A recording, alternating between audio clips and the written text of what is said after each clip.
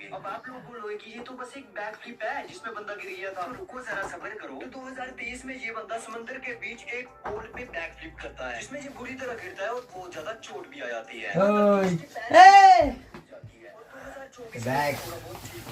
তুমি আমি জানাওনি কেন? ওয়াও কি সুন্দর কালারটা দেখে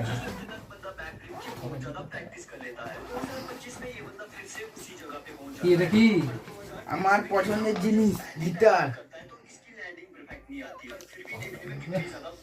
আমি তো এটা জানতামই না যে এই গিটারটা আসবে। এই ফোনটা বন্ধ।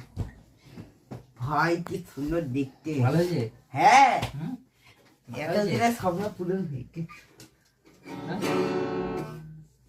দেখ কেমন কালারটা কেমন হয়েছে?